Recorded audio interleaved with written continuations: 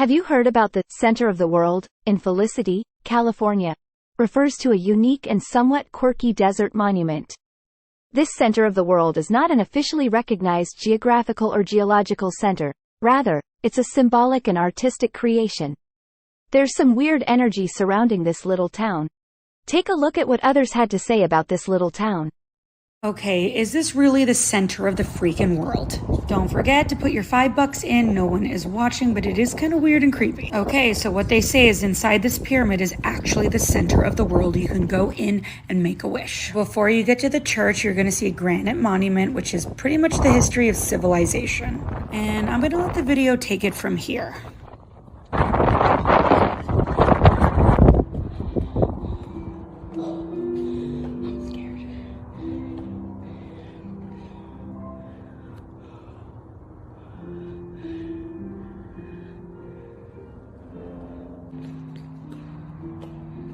Okay, but seriously, this place really did kind of creep me out.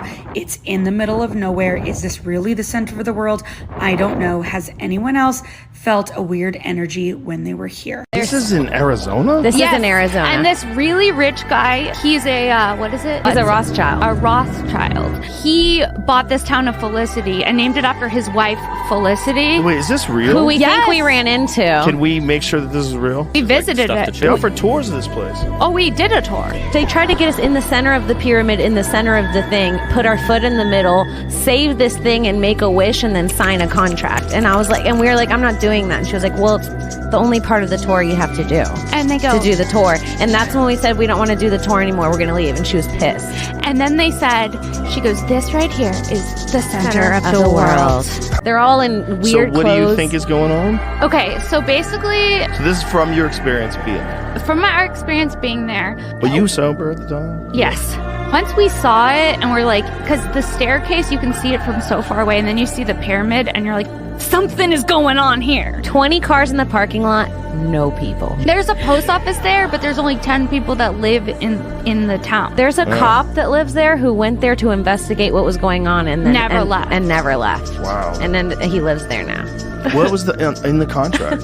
It was just saying that we were there, The exact time that we were at the center of the world. and That you were agreeing that was the center of the world? yeah. So they're getting data? And then we're like, can we film? And she's like, yeah. And And you then only can say nice things. you're not going to say anything bad, are you? She like threatened us. You have a sixth sense when it's a cult. You feel it in your body. We had to get the fuck out of there quickly. After we got locked in the pyramid, Joe, I said, hey, it's time to go, Mama. Get in the car. Mommy and Mama are leaving. This is exactly why I asked her about the layout. I knew it was sacred geometry and wanted to see if she would say it. This pyramid had this hand pointing out at it with this thing that looked like a clock on the ground. I'm not sure about that one.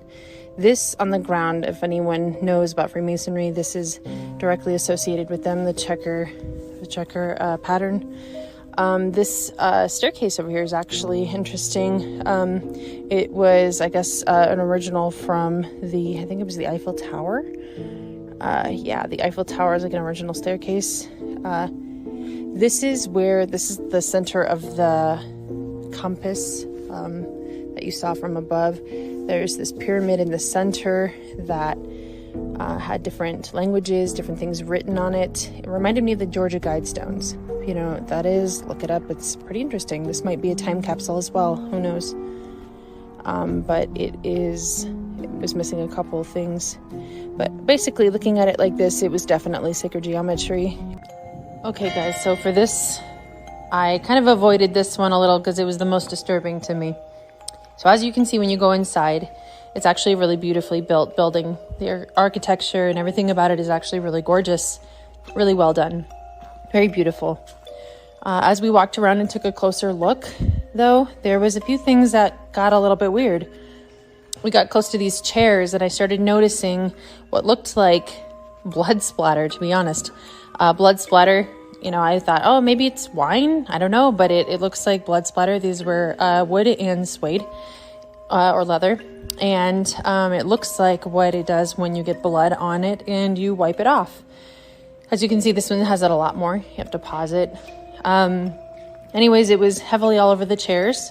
And even on the sides of the baseboards and here on the wood, there was what looks like blood splatter. Could be wrong. It was really weird, very ominous. I'm not someone who gets freaked out or weirded out in churches, but this, I had a heavy feeling in there, and it just really creeped me out in general. The fact that there's splatter on these chairs made me really uncomfortable. Could just be me, you know, who knows? Maybe it can be explained away, but this one was really... Okay guys, so this is the pyramid that has the center of the earth thing. So on the ground, there's a spot that is like a map spot that says center of the world, and it has latitude and longitude, and it's like a spot. And the couple that was with us in the same tour, they decided to do it. And so they went inside, and we tried to follow along. The lady like started shutting the door, wouldn't let us in, I think because I had my camera or whatever. She was like trying to insist that my kids did it though, which really creeped me out and annoyed me. But anyways, the couple went in there, and I was like, no, they're fine. They don't need to do it either. They're good. They're fine. And so my kids were like, no, Mom, I don't want to do it. I was like, you're good. You're not gonna. But they went in there. They said that what they had to do was step on the spot, spin around in circle. They had to make a wish, and then they had to like ring this bell that's at like the top of the pyramid or something. And then they had to point to the church that was on the hill. That's right there. You can kind of see it through those doors. And I was really creeped out by it. I was like, okay, that's weird. Right, that's exactly what I was wondering.